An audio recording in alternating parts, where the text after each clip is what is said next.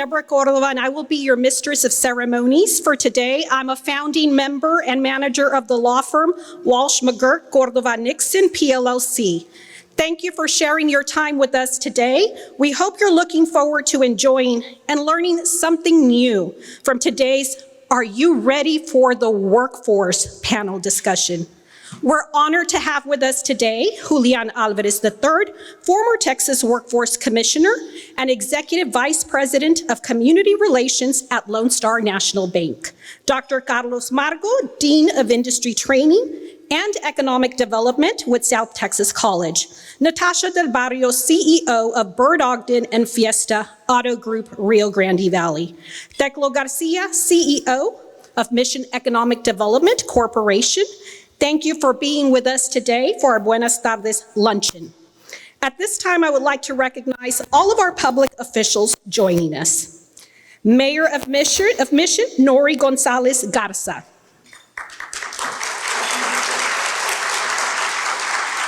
Mayor Pro Tem of Mission, Ruben Plata. Councilwoman of Mission, Jessica Ortega. Councilman of Mission, Jose Alberto Vela. Councilwoman of Mission, Marisa Ortega Gerlach. Hidalgo County Commissioner, Precinct 3, Everardo Villarreal. Representative from U.S. Senator Ted Cruz's office, Adrianelli Gomez and Joshua Riojas. Representative of Senator Cornyn's office, Clarissa Castro. All of our Mission CISD Board of Trustees, and we also have our Superintendent of Mission CISD, Dr. Carol Perez. Our South Texas of College Board of Trustees, and also present, Dr. Ricardo Solis, President of South Texas College. And McAllen City Commissioner, Pepe Cabeza de Vaca. If I may have left anyone out, I'll ask for you to please stand and be recognized. Oh, we did a good job today. Thank you. So to begin the program, I would like to welcome Chair-elect of the Board of Directors, Lance Ames of the Greater Mission Chamber of Commerce and CEO of South Texas Health System, Edinburgh, and South Texas Health System Children's Hospitals for a warm welcome.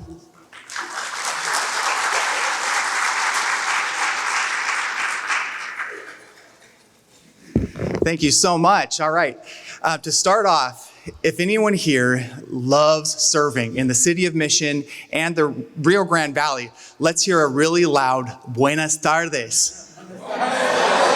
There we go. It's so wonderful to have you all here. As a community, we're here to serve the people. We're here to think bigger and to see how we can problem solve and make this the greatest place to live for our families and for everyone here. And so thank you for showing up. That's what leaders do. And as a community, we can be stronger simply by coming and showing up to events just like this. We're very excited for the three leaders that are going to be speaking with us today. They're going to be amazing. And we're grateful for their commitment to help us out.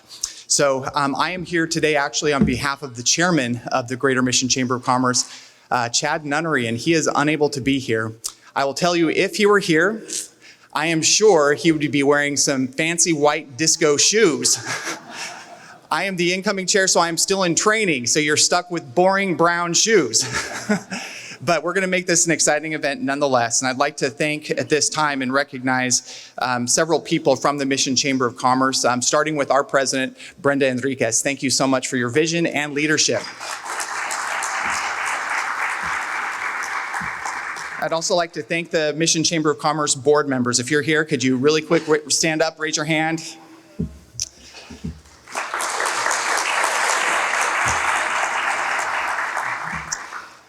We'd also like to thank today's title sponsors. We have Grande Produce and Millennium Copier System and Supplies. We are so grateful for your title sponsorship and making sure that we can all come together to learn today. So thank you.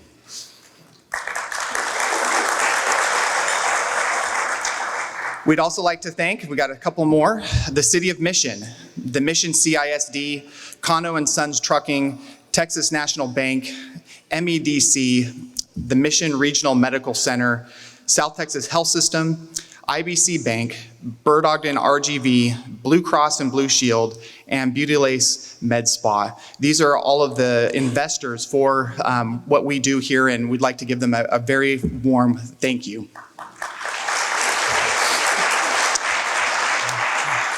And with that, let's enjoy today's event. I'm going to turn it back over to Deborah.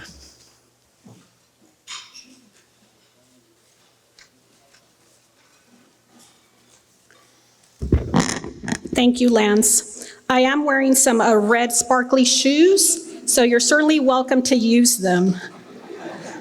Ladies and gentlemen, at this time, please remain seated for the invocation presented by Sister Norma Pimentel.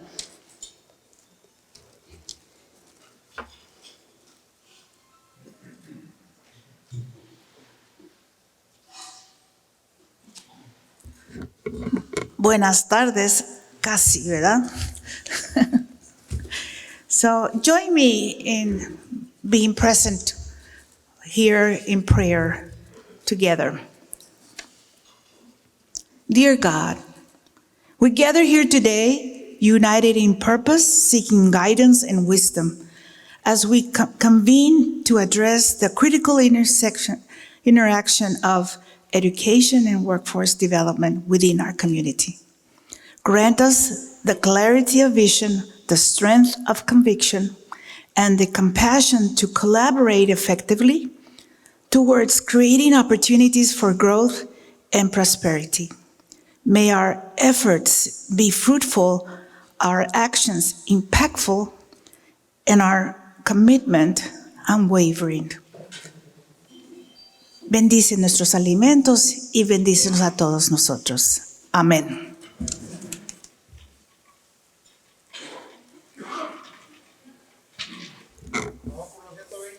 Thank you, Sister Norma. Ladies and gentlemen, at this time, please rise for the presentation of colors led by the City of Mission Police and Fire Departments, and remain standing for the Pledge of Allegiance by Sally Frasto Guerra with Social Life magazine.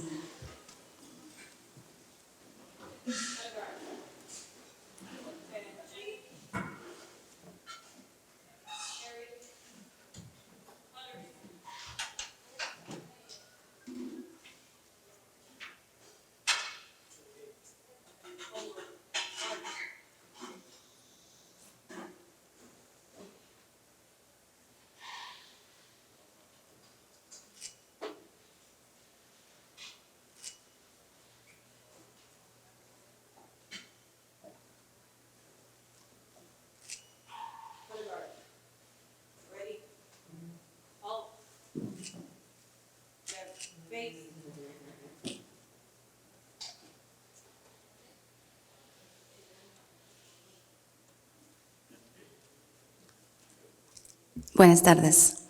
I pledge allegiance to the flag of the United States of America and to the republic for which it stands, one nation, under God, indivisible, with liberty and justice for all.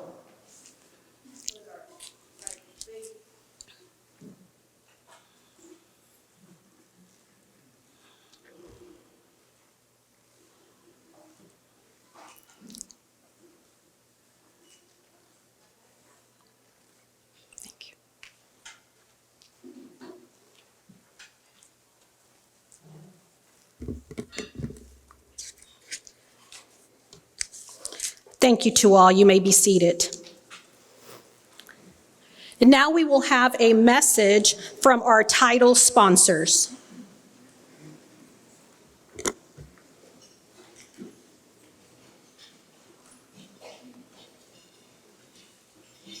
Welcome Grande Produce was founded by Juan and Sarah Cano in 2003 and is a daughter company of Cano and Sons Trucking. They are headquartered in San Juan but conduct business internationally. Their mission is to provide customers with high-quality fruits and vegetables while providing exceptional customer service. The Canos enjoy giving back to the community and have participated as title sponsors to support Mission CISD students. Be sure to read more about them in your program book. Sarah and Juan Cano, please stand to be recognized. Mexican goods and much.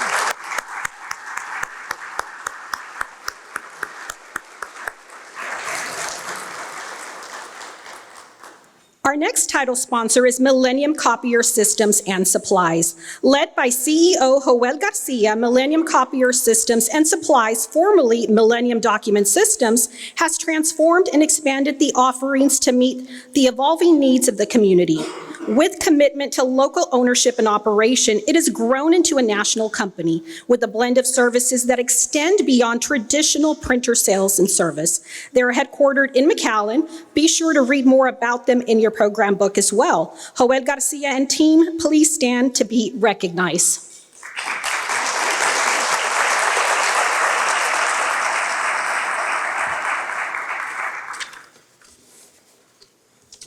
So without further ado, I would like to introduce and turn it over to our amazing moderator for today's program, Mr. Julian Alvarez III. Julian Alvarez is the Executive Vice President of Community Relations at Lone Star National Bank. He currently oversees all aspects of the bank's business development activities and is responsible for identifying business opportunities and developing long-term business growth strategies for Lone Star National Bank. He was newly appointed by the TEA to serve as the president of La Joya ISD School Board. He also serves on our very own Mission Economic Development Corporation as a board member. Julian Alvarez previously served as the commissioner representing Labor of Texas Workforce Commission. As Labor Commissioner, he represented the interest of more than 14 million Texas workers with respect to TWC services, and he ensured that their concerns were considered in all commission actions. Prior to his appointment, Alvarez served as president and CEO of the Rio Grande Valley Partnership, fostering relationships and coordinating programs to advance regional economic development. Please welcome our friend, Julian Alvarez.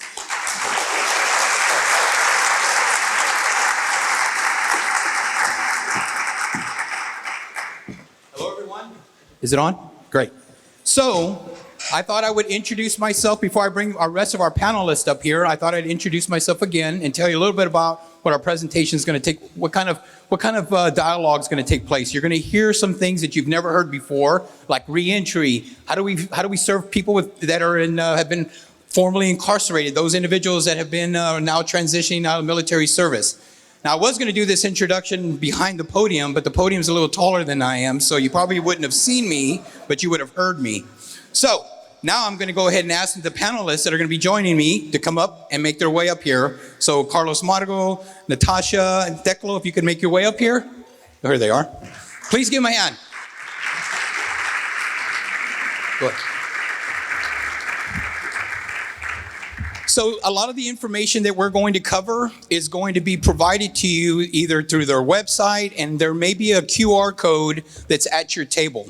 So you'll be hearing things like skills development grants, the JET grant, which Mission ISD received. You're going to be hearing a lot of these terminologies or terms that you probably never heard before. And so we ask you at a later date that you go ahead and look them up. And again, there may be a QR code at your table or actually on the Mission Chamber website. So again, thank you for allowing us to be here, and we look forward to the presentation. So as you know, everyone that's here is an expert in their field. So we have someone that represents the interest of business from the Bert Ogden Group, and then we have Teclo Garcia, who represents the economic development arm of South Texas. And then we have Carlos Margo, who's a good friend and has been instrumental in a lot of the programs that you're going to hear today that we're going to discuss. Things like 5x5, apprenticeship programs? How are we building our healthcare industry? And we have many folks that are in here today that are actually seriously considering, how am I going to hire nurses or allied health occupations? Well, you're going to hear from professionals today on how we're doing that here, and how we've changed the way we're now training people in the workforce of the future. Things that are happening in your backyard that many of you weren't even aware of. So I'm going to go ahead and get started. So first question is going to be directed to Teclo Garcia. So Teclo, as you know, there are many companies that are coming into the city of Mission. So what are some of the challenges that an EDC, not just in Mission, but around the valley, is facing today? Well, that's a great question to start out with. I don't have the answer for you, but let's talk about some of the things that do impact that. First of all, I'd say that the success we're having in Mission is not without the support and vision of the Mission Economic Development Corporation Board, who we have in our presence. Our board president, Richard Hernandez, is here. Mayor Nori Garza is here. Estela Saenz. Deborah Cordova, who you already know, is on our board, along with Jose Vargas, Carl Davis, of course, and now Julian Alvarez, also on our board. So we appreciate their assistance, their vision, and working with us and the team. Our team is here as well. We always want to work with Mission City Council as well. A few of the council members are here. Thank you for your support. But to answer your question I'd like to start out by saying, Julian, there's a lot of things in workforce development that we cannot predict. The pandemic, for one. Look at the Mission EDC seed building. It was a collaborative space, right? But the pandemic changed that completely. We thought it was going to be that forever. Now it's kind of changing into something different. We still have a lot of space, and we have people that use it, but it wasn't like before. SpaceX 10 years ago, people would have laughed at us, and we would have said, hey, we're going to have a space agency in South Texas. With any given day, if you look on their website, there's more than 100 space rocket scientist-like jobs available at their site in Brownsville. The medical school, that may have been a little bit more predictable, but still we didn't know we were going to get it till we got it. And so now you see hundreds of millions of dollars under development, and thousands of people being employed now because of the medical school. So there's things that we can predict, and then we can look at trends and try to figure out, okay, which way are we growing? What are we doing? And how can we get ready for that? Some things we can get ready for, and some things we can't. Folks like Carlos help get those folks ready, STC and UTRGV, and the various other schools, VGI and others, who are getting those folks ready. It's hard to get to that point, but then we wouldn't be in this if it was easy, right? So we're in that trying to find where the trends are, what we can do under what we can predict might happen, and then also adjust and move quickly to the things that happen to us that we cannot predict. I agree. So Carlos works closely with industry. So if an industry is looking at coming into Mission, whether it's in advanced manufacturing or healthcare, Carlos, how are you teaming up with businesses like Bert, Ogden, and some of the rural technologies that are here in our backyard, and also the EDCs? How are you addressing the concerns of someone who may be interested in locating into Mission area?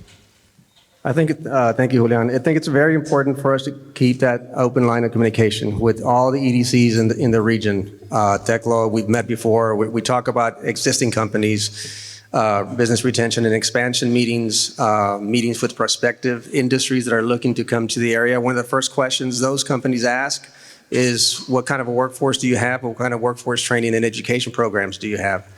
And that line of communication has to be consistent, and we need to continue to do that, because that's the message that we need to give employers, whether they're here already or they're considering. We're talking to site selectors who are considering facilitating a move or an expansion to this area. It is critical that all of us, we're talking about all organizations in the region, EDCs, municipalities, we're all in this together. And I think it's important that the knowledge, in summary, knowledge is critical. Everybody needs to know what we have to offer. And I can tell you, many of you here probably don't know everything we have to offer at South Texas College. And just briefly, let me just differentiate. As the dean for the Center for Advanced Training, we do customized workforce training programs. These are for non-credit, not necessarily for an academic degree, even though we have over 100 academic and certificate programs at South Texas College. We also have about 500 non-credit training programs and counting. And this is everything from a 10-hour OSHA certification all the way to, 100-hour robotics course. And if we don't have it already, we'll develop it for these employers who are coming in. And that's why I need to be able to tell Teclo is like, if you're talking to a company, they're looking for some type of new, innovative line of production that may not be here, we'll develop it. That's what we do. We develop programs, we customize programs, whether it's 4 hours or 400 hours. That's what I need to be able to make sure that we all understand, that we offer training, we can develop training, and we can adapt and modify accordingly. So many of you that are in this audience are aware of House Bill 5. Back sometime, there was some legislation that encouraged us to be listening to employers, and we have a perfect example of someone who is on our panel that represents the employer sector. And so we were charged, not only in education, but at the Texas Workforce Commission and also with economic development partners, we were encouraged and charged with working and listening to our employers. Like, what is it that you exactly wanted? Look, ladies and gentlemen, during the pandemic, which was one of the worst times we've experienced, we had 70 companies throughout, not just the United States, but we had companies from all over the world that were coming to this great state of ours. And many of them were actually coming here to Mission and the surrounding area. Why did they do that? Because we had a skilled workforce. I mean, we had things like what you were developing with Code to Town. I mean, who would have ever thought that you would be educating our folks in 5th grade how to speak in code? Thanks to people like Bobby Guerra, who introduced legislation that made sure that coding was now one of the requirements in a high school degree. You could take foreign language, you could take an elective, or now take coding. Isn't that amazing? And you all started that. That legislation started here in discussions in Mission. So thank you for that. So our next question is, our employers, our business community, they played a major role in what's happening. Small businesses, they played a major role in what's happening in this great state of ours. So now, Natasha, I'd like to ask, how is it what involvement do you have with education and our economic development partners? I know you just expanded to Willacy County. Congratulations to you, your hard work. Thank you. So what is it that you're asking the local community to prepare for your future workforce? And who are you meeting with? Well, we have a great relationship with the university, UTRGV, and so we meet with them often. As a matter of fact, we have Jorge Gutierrez and Marcia Green in the room today. They were on the phone with them looking at some of their top talented, about to graduate individuals just today. But, these conversations we've had with Carlos are so enlightening too, because not every person is going to be a college graduate, and not every person needs to be a college graduate. There are so many opportunities, and some of them do need skilled 4-year degrees, and some of them do not. But these certificate programs are so critical to our business, and there's no better partner than STC and our education group here locally to help us find those. Yeah, I totally agree with you. Back in 2016, as I mentioned, we were charged, when I worked for the Texas Workforce Commission and your local Workforce Solutions Board, we were charged to make sure that everyone between the ages of 24 and 35 had some type of certification or degree. Now, I hope I don't offend anybody by saying this, but people know my background when it comes to workforce development. But in this great state of Texas, you don't necessarily have to have a 4-year degree to be successful. Would you not agree with me?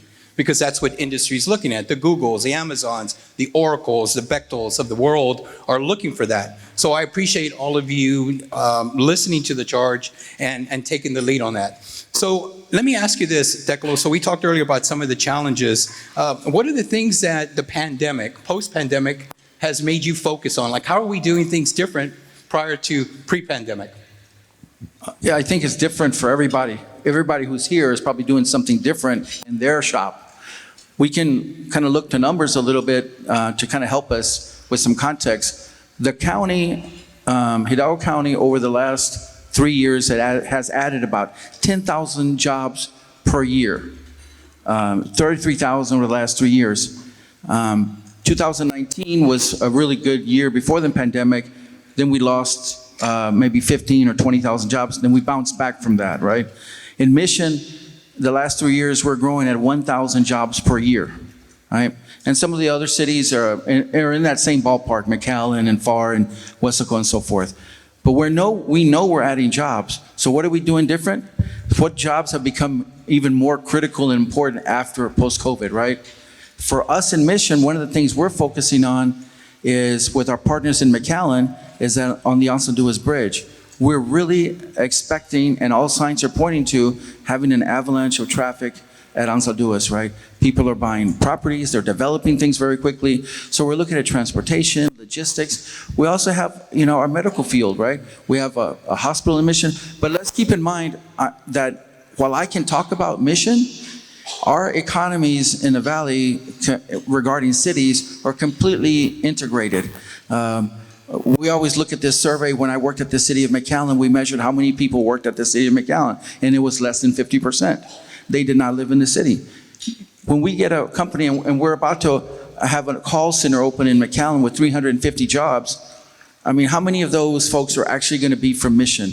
And how many folks in the several units that you have actually work just in that town and live in that town? We live everywhere, and our economy should always be looked at from a regional sense in terms of having close to 1 million people, growing jobs by 10,000 every year instead of individualizing it. It is good for us to look at our own economy, but there's lots of jobs that now have become critical post-pandemic, as you said. Natasha, what are you seeing? Any challenges post-pandemic in your hiring practices, or what are you looking for in a potential employee? I mean, many things changed for us pretty radically pre and post. One of the things, and I'll tell you first because it's the simpler answer, what we're looking for in a team member is someone who is going to be dedicated, loyal, hardworking, all the obvious, but they've got to have the ability to learn, and they really need to be self-starters. And that comes in a lot of shapes and sizes, we're finding, right? There was a time where there was a certain picture of what this person looked like, and we've definitely found that post-COVID, that's a very different image than what it had always been before. And, you're talking about pre and post-COVID, but there's also a generational factor in there. The talent pool that exists seem to have some sort of an uprising during COVID where they said, hey, if this has taught me one thing, I am holding on to my personal values about time and flexibility more strongly than I ever have before. And that's certainly a challenging situation for us in the kind of business that we're in. We're open 12 hours a day. So, you work through some of that with shift work, but a lot of it, those are 12-hour work days. And so figuring out how to continue your operation with a workforce that has suddenly pulled back and said, I'm not willing to work like that anymore, was definitely a challenge and caused us to have to get incredibly creative. We had to get creative, also with how did we reach customers? Social media was already a huge part of what we did, but it became an almost exclusive driver of our business during and post-pandemic. Even the way transactions were made, we had customers who didn't want to come in to purchase a vehicle, very early on when the pandemic first started. We didn't know what we were dealing with, right? And so some people were steady as she goes. And for some people, it was like, hey, is this the end, right? So there were many people that had a great deal of anxiety about coming in, but they still have needs. They still need their vehicle service. They still need to get to the grocery store for their pickup. And so finding ways to reach customers where they're at within their comfort zone changed quite dramatically for us. I agree. So Carlos, wouldn't you agree that the way we're training people for occupations that didn't exist even prior to the pandemic, now we have telemedicine. So the way you were training folks is a little different. People were actually doing work from home. They were learning from home. And I think you guys are continuing to do that, if I'm not mistaken. Yes, and if there's a silver lining to the pandemic, it really expedited our efforts that we already had at the college to digitize a lot of our curriculum that we had for workforce training. And this is for businesses. And we train a lot of businesses like Natasha and others that are incumbent employees. And then we train also, youth as well. So we had to, and I mentioned adaptability earlier, and that's something we had to do quickly. Again, it expedited our current efforts to put our curricula online, our training programs, but it also allowed us to have access to simulation software, and that's what really turned things around. We have simulators where people can log on from anywhere, and we use sometimes third-party partners, but that really helped these workforce training programs continue despite the absence of a physical presence during COVID. And what that did, it allowed us to increase our enrollment in our non-credit even after COVID. And those are just our innovative practices and I mentioned before, you have to be innovative. Technology is changing all the time. We tapped into what was changing. So somebody who wants an employee who wants to come in and get some training doesn't necessarily have to come to our campus and take the class anymore. That's not true for all programs. I mean, sometimes you do have to get on a robotic arm or a CNC machine and actually program it. But we have simulation software that is actually helping us do that completely online. The student, the employee can be anywhere and take advantage of that software. And I'll just give one more example of right in the middle of the pandemic, we were doing summer camps for summers prior. Obviously, we had to shut down and not allow anybody on campus, but one of the innovative things that staff did, and I want to recognize Dr. Solis and the rest of the STC executives that are here, because we're all in this together, and they supported our way of still reaching out to these are high school students. They were coming to our summer camps every summer. So what we did is we went to them. And what I mean by that is we actually shipped robotics kits and I think laptops to their houses by mail. And we're doing these robotics camps via distance education. So we didn't cancel the camps because of COVID. We just adapted and figured out a way to do it. And that's some of the things we do. And that's my message to employers. If you need something done, it's not already being done, we will figure it out for you. There's funding available. I mean, I'll get to that later, but with regards to our delivery methods, we have really expanded our online platform for workforce training. So I'll finish real quick with saying there's no excuses for anybody who wants to take training. I mean, I would say 80% of our training courses are now online. So there are really no excuses for any incumbent employee. For an employer who says, no, I don't have time to send my employee to the technology campus for training, we have tons of available programs online. The key term and the operative term for me right now, for everybody right now, as a message, it's opportunities. Take advantage of opportunities that are out there. We're doing our best, but we're only as good as the employers who send their employees to training. And Teclo, Julian, I'm sorry, go ahead. I want to say something about that because, I'd say that Mr. Vacker and the Bert Ogden Auto Group are one of the biggest proponents of education, that we could possibly ask for, and that is so important, these technical certificates. But when we talk about the training that they offer, that's what we think about. We think about the skills and the structure, and it's critical. But somewhere along the way, and I don't know if it's generationally with so many young people focused on online interactions versus interpersonal interactions, one of the things that we've really struggled with is hospitality, right? And so we have a number of young people that come to interview and even come to work for us that are phenomenal from a skills aspect, but really struggle interpersonally, and that's a very hard thing to teach, especially as you're trying to go and move and get stuff done in the workplace. And so and that was a learning experience for me the other day too, is to find out that these soft skills that we often ignore, although 2 generations back, that was the core of what everybody was focused on, right? These soft skills are something that you guys can help us with too. So we have a list, Carlos, a long list. No, and I agree with that. And what I'd like to call is the edification ecosystem, because now we got to look at this holistically. I mean, this is not just, it's no longer a matter of sending somebody to learn how to weld and then send them off to work. You have to train the person now. You have to consider the fact that air conditioner AC technicians are walking into people's homes, and if they don't know how to communicate with the homeowner and explain the rationale and why they're troubleshooting and what the issue is, or what the issue is with their vehicle, it's going to do more harm than good many times. They could be the best technician in all areas, but without that hospitality training that Natasha's talking about, that is also exactly part of my notes, is something that we're trying to do. And again, this involves a lot of different organizations. It involves training, but also going back to K through 12. Yes. Educators in high school, middle schools, parents especially as well.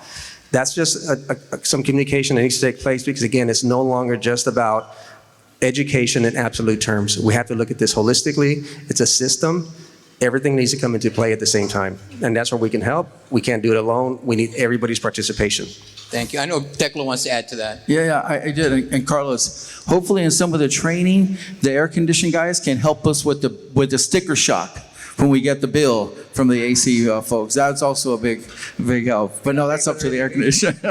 So I'm going to move on to another question real quick because we were talking about, you heard about, we need to start younger. So I'm going to go ahead and put up a slide. And the slide is some of the things that's actually taking place here in your backyard. So we had the first robotics competition. Mayor, congratulations to you and Mission for hosting it in this very building 2 weeks ago where we had the smartest kids from Port Isabel all the way to Laredo. So we had McAllen there, and we had Mission, we had La Jolla. So we had all these school districts that were there competing to be the best. Now this starts early. I mean, we're one of the few areas in the country that are actually hosting that. Some of the brightest kids in South Texas were in this very room 2 weeks ago. Compliment to Mission, Texas for doing that. Yes. I mean, how cool is that? And how cool is that to see that, you know? And they took the top 3 teams. The top 3 teams are going to state in Belton. And 2 of them are from La Jolla. I'm glad to see that. The 2 of them were from our high school there. But I think the last one was from McAllen as well. And so you see, when we're competing, we all become one. And can you imagine? I mean, this right here is a true reflection of an initiative that actually came out of discussions that we had in this very room where we were like, what is it that you're doing for our younger workforce? How are you training for those individuals for the future job needs? So, Carlos, I know we talked about it. Like, I think you mentioned the girls' camp for robotics. You all did that here in the Valley. You guys have been very instrumental on these grants. I don't know if you want to share what else you guys have been doing. Yes, and I do want to also mention that, you know, we received a lot of funding through, and I know we're not the only training provider in the region. There's other workforce training providers. I'm just speaking from the vantage point of STC and my experience. But during my tenure there, and thanks to former Commissioner Alvarez, we were able to have access to millions of dollars in workforce training grants. Millions. I don't know if, Candace, you can put the slide up that has a small graph just on some recent grants that we received only for apprenticeship programs. And that's in the millions. But over the years, we're talking 20, 25, $30 million. And this is to offset tuition and supplies and material for training purposes for employers. Now, I'm going to ask the question, and you may not know this, but, well, I won't ask a question, but I'm going to make a statement, is that at this moment, we have about $500,000 sitting, waiting for employers to take advantage of for training. These are $500,000 worth of tuition and fees available by competitive grants that we have to apply for through Texas Workforce Commission, Department of Labor. And right now, we're having some challenges getting employers to take advantage of this free training. And I take free back. It's not free, because I know an employer, when you send somebody to training, it's still a cost. You pull them off the line. There's opportunity costs involved. But nonetheless, $500,000 right now, waiting to be used. We're knocking on doors. Some hesitate. Some say they're too busy to send their employees to training. Some say they're slow and they can't afford to send their employees to training. Well, my response is you can't afford not to train your employees. Even if you're not having to pay for the training, a lot of this investment that goes into tuition and fees for training comes back to you as an employer by a factor of 3. And that's based on studies. So how could you not afford to send your employees to training? And I know there's a lot of factors, there's production, et cetera. But I'm just expressing this as a challenge, also as an opportunity for all of you employers out there. There are opportunities to train your workforce. Again, soft skills. Natasha mentioned soft skills. We can do that. We're going to have a sit down here pretty soon to discuss how we can take advantage of that. City of McAllen has provided us with some grant funding to train employers within the city limits. That's my point here, is we need to have all parties accountable, because we can get all the grant money we can get from Texas Workforce Commission, and thank you for signing all those checks, Julian. But if we don't have an employer willing to hire our apprentices, willing to send employees to training, it does no good to have millions of dollars at the college. We're Carlos, just developing programs. Sorry to interrupt, but soon you'll be at the Mission EDC in our seed building, right, with an apprenticeship center, and hopefully there'll be more opportunities for folks from Mission to take advantage of some of your certification trainings and others, right? Absolutely. Now we have an expansion. We have presence at your seed building, which is really going to help us. Our goal here is to make it accessible to employers. And we're not just training incumbent employees. We have programs and grants for unemployed individuals. All we need is for employers to hire them after we train them. One other thing I just want to reiterate, Julian, and make sure everyone in Mission knows that Mission for years has had a program with STC where we provide free tuition for Mission residents who attend STC. So that application process was at its highest point this past fall semester, where we're handing out literally tens of thousands of dollars to Mission residents, Mission students, not just high school students, not just folks who are looking to get a 2-year degree, but folks who are looking for certifications or GEDs or anything of that nature. That's what that funding is there for. So I encourage you to pass that word around that those fundings are available for training as well. Yes. So we mentioned about the robotics. Let me ask them to put the next slide. So let's talk about individuals that have been formerly incarcerated. People don't like to talk about that, but let me tell you, as the commissioner of the Texas workforce, one of the things that we noticed was that there were a lot of folks that were actually coming back into our community that unfortunately had a felony conviction. And so what we were trying to do is make sure that we could actually find a way to provide some type of certifications for these individuals. The reason that I have this slide is because sometime back, and I had an opportunity to talk to Natasha about this, but sometime back, I had shared with the group at another Buenas Tardes Luncheon that this was a population that had been underserved. So we had these individuals, those individuals with a disability, and we'll talk a little bit about what we're doing for that, but also those individuals, as I mentioned, in foster care. These young ladies that you see here are from Lockhart Prison. Some of these ladies live in your neighborhood now. These individuals, all with the help of a community college in their backyard, people that were innovative like the STCs of the world, actually provided a certification for these individuals while they were incarcerated, so that when they were released or they went back into the general public, these people all had a credential where they could find employment. So we had an opportunity to talk to Natasha, and I was excited to hear, because we do have local employers right now as we speak that are actually hiring these individuals and are being trained at South Texas College, again, at no expense to them. So Natasha, you want to talk a little bit about some of the discussion we had about that? Well, I mean, it's definitely a program that I think deserves some more attention. I was definitely very excited about it, but it may be a controversial topic, right? But the truth of the matter is, there's not one of us in here at the ripe young age of 22 years old. There's not one of us in here that has not made a major mistake at some point in their life. And for some individuals, that resulted in incarceration. For others of us, it may not have. But judging somebody by something they did when they were 19 years old, 25, 30 years later, may not be the fairest decision to make. And so I think for anyone who has a sizable sum of employees working for them, the statistical likelihood that everybody has an absolutely perfect, squeaky clean background in a non-governmental or primary education setting is not particularly high. So how do we go through that, right? So many of us are reviewing background checks, getting into the details about what the situation was, how long ago was it, what is the type of employment you're looking at putting them into, what are the benefits versus the risk. One thing I liked about this program is there is this essential insurance program, for lack of a better term, right? But you have people who have been formally rehabilitated, and that says something to me, right? Because they're not going to follow through with that if they're not really true and intentional about bettering their lives, and we all deserve second chances. But further, you all go on to ensure is perhaps not the right word, but protect the employer from any wrongdoing that may occur with the employee further down the road. And I think that is given the fact that surely, any employer with a sizable sum of employees probably has somebody who's got a blemish on their background, better than going it alone, utilizing a program like this that really helps the individual to get back on their feet, as well as give the employer a little reassurance is phenomenal.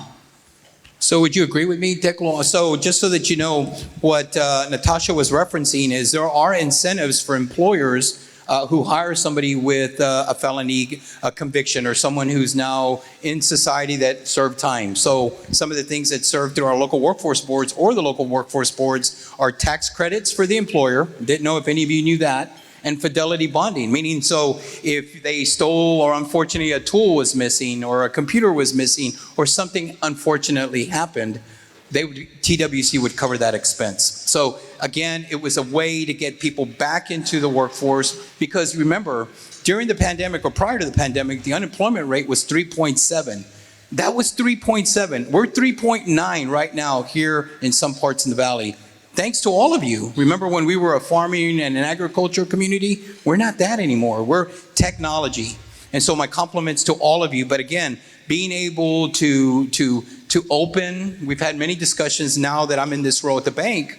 People ask me all the time, how can is there another workforce that maybe we have not been targeting? And I always reference about those individuals that have been formerly incarcerated. They come with fidelity bonding and of course a tax credit. And Julian, we didn't talk about this the other day, but I'm sure, and it would be important for anyone to know, that there is a selective process for what individuals make it into that program. It's not just anyone who's been incarcerated. No, I'm glad you said that. There is a dealer that does that now, and there are other employers that are doing it.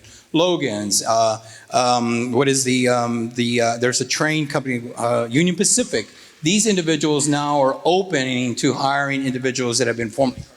And that's part of the question you're asking about the future workforce. If we're at 3% or 4% unemployment, you're getting close to near zero unemployment, and that's going to be very difficult to find anybody. And that is what a lot of employers ask or say is, hey, I can't find good workers or I can't find workers. And so I think we have to look at things that how we can be more inclusive to other parts of the workforce. For instance, the Bureau of Labor Statistics just put out a report yesterday or day before yesterday that said that gave stats on every sort of field. For instance, 70% of nail techs are Asian Americans, right? 95% of childcare workers are women. Now, these aren't surprising, but it also tells you that there's room for us to seek to try to include other groups into the workforce that we're lacking. For instance, 95%, or pardon me, I think it was 85% of CDL drivers are men. And so there's women out there for sure, but maybe that's a field that we can encourage women to apply into more, right? So we can fill the spots that we have empty. But there's a lot of different fields like that should make us question, okay, how can we expand our workforce in the right way and include more people in it and then still fill our positions? The last thing I would like to say about that, Julian, is the workforce is yes, I agree 100% on the soft skills training. There are kids, and I know sometimes we joke about it and say, well, that's how millennials act or Gen Z or whatever. But I think the training needs to be there if it's our responsibility as government or a college or an education institution or the employer to do that training. But with that training comes accountability. We have to hold folks accountable. So if they're not doing the things that you're asking them to do, we have to figure out how to hold them accountable without losing them. And accountable is not easy. But we have to have that as part of our responsibility. And I use this often. It's a superficial example. But if you go to Chick-fil-A, someone tells you, it's my pleasure.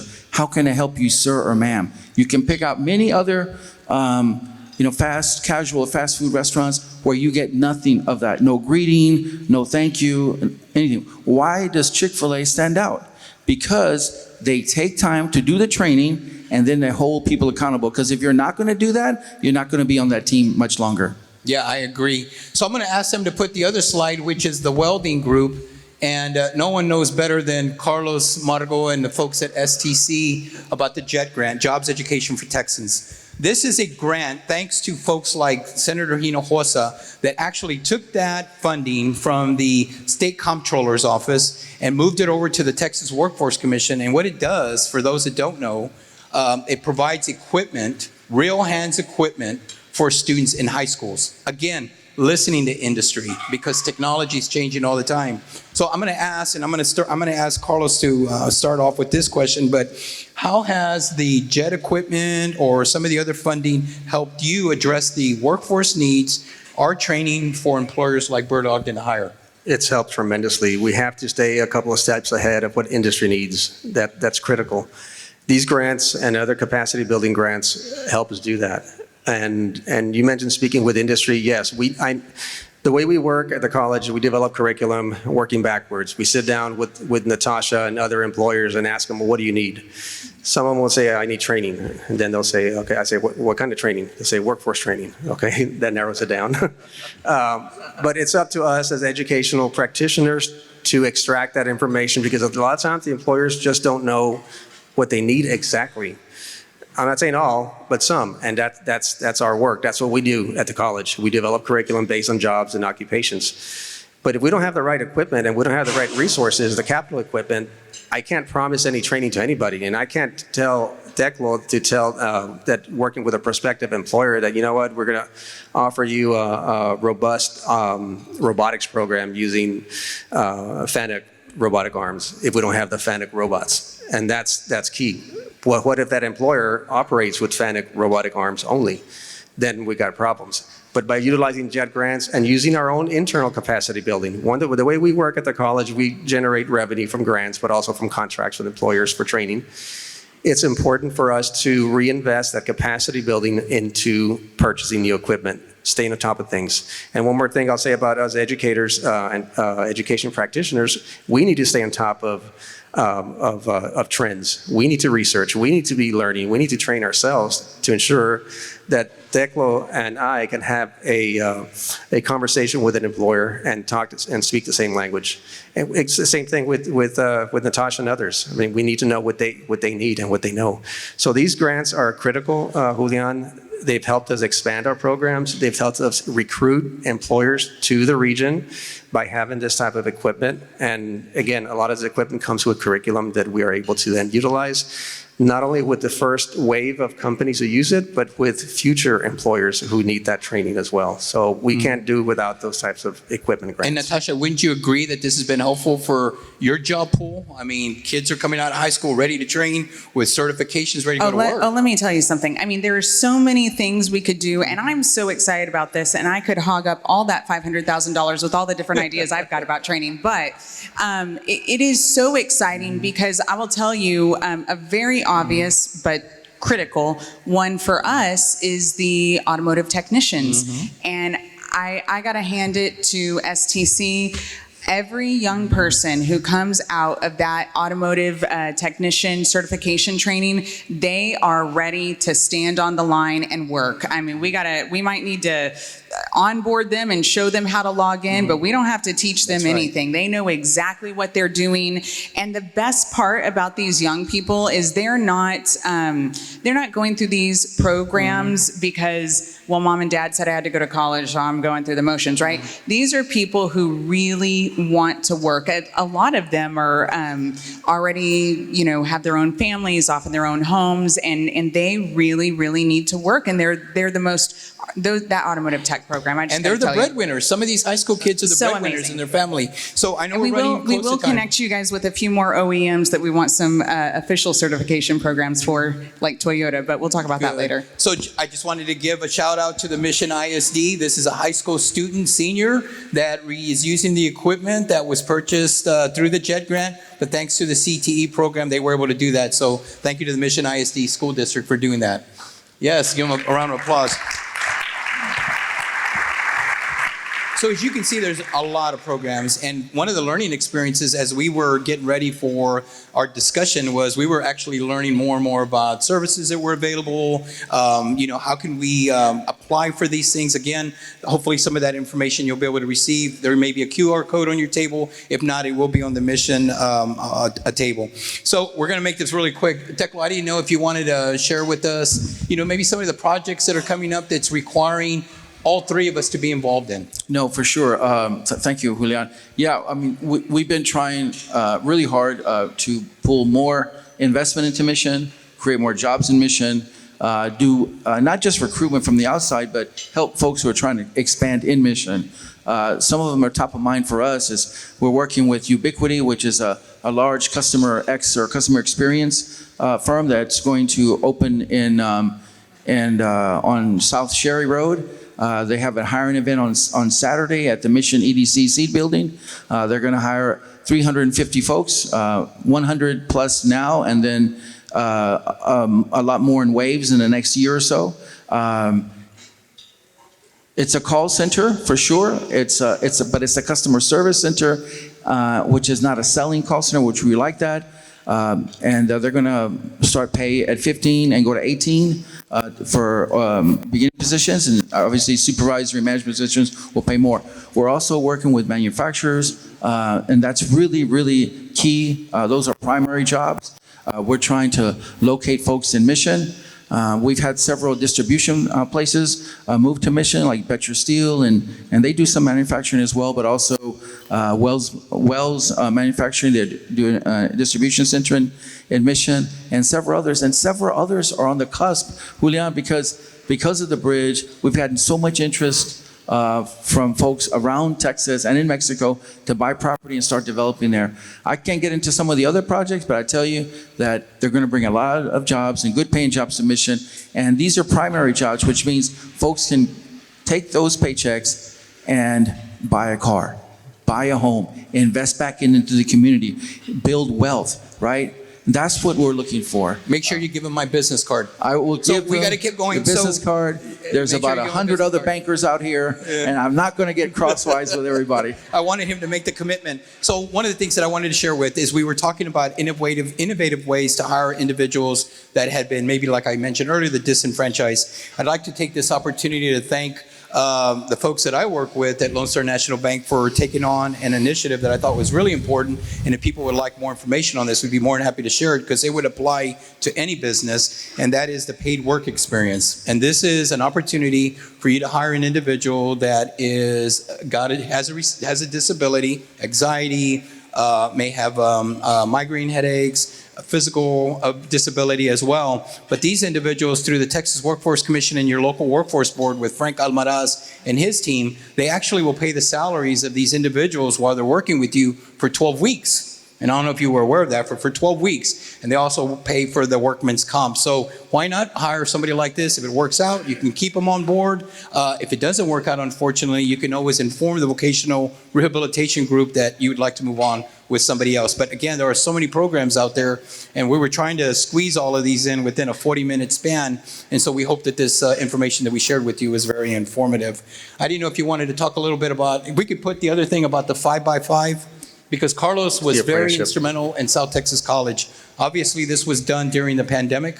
So again, I wanted to take that opportunity during the leadership of the EDC board with Richard Perez and the folks at our chairman. And then, of course, back then we had Mr. David Deonda in the group. We were able to roll this initiative out. And this was the first of its kind in the country, not just in the Valley, but in the country, where we were training individuals that were transitioning out of the military, servicemen, to learn how to make beer.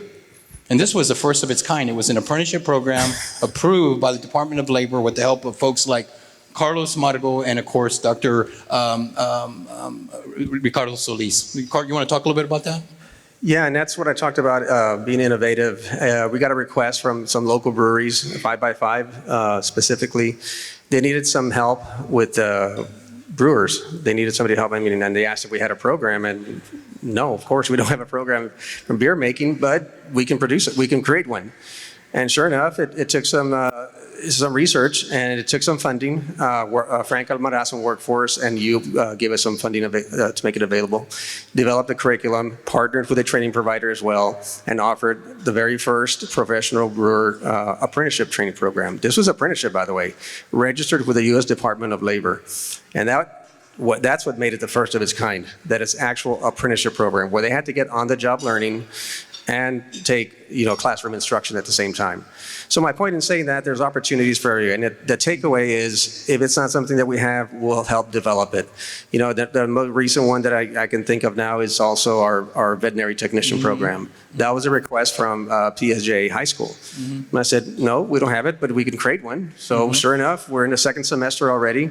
Students are getting a little antsy, so we're start giving them a little bit more lab work. We're partnering with veterinary clinics to give them some hands-on experience. And if I can make just a little sidebar note here on working, one of the takeaways I'd like for the entire audience is the sooner you start training individuals and hiring individuals, the better. And that comes with work-based learning. That's the key right now. And in my experience, one of the major takeaways from today is start training, get the students as young as possible into your businesses and start giving them that hands-on instruction. We have registered apprenticeship programs that do exactly that. Minimum age is 16 years of age, which means juniors and seniors can actually register as an apprentice. Candice, I don't know if you can put that list of apprenticeship programs on there, because this is critical. And we're talking about the future of the workforce. This, to me, in my experience, this is the future. Apprenticeship programs. I know it's an old system, but it works. You need to get your students as young as possible in your businesses. If you're having turnover issues, which I know you are, if you're having issues with productivity, morale, etc., apprenticeship will help mitigate that. I'm speaking from experience, I'm speaking from studies, I'm speaking from other research. Apprenticeship programs work. This is just a list of some that we have approved right now, but if we don't have it, the next slide shows some that are under development, as you can see that. They're about to get approved. Now, these are Department of Labor programs. You earn as you learn. That's the model. The students are learning with us at South Texas College, but they're working with Natasha, with auto technician mentors, I'm giving that as an example, or they're working with other manufacturing companies as a registered nurse. That's another recently approved first in the nation RN program by South Texas College. That's the key, in my opinion.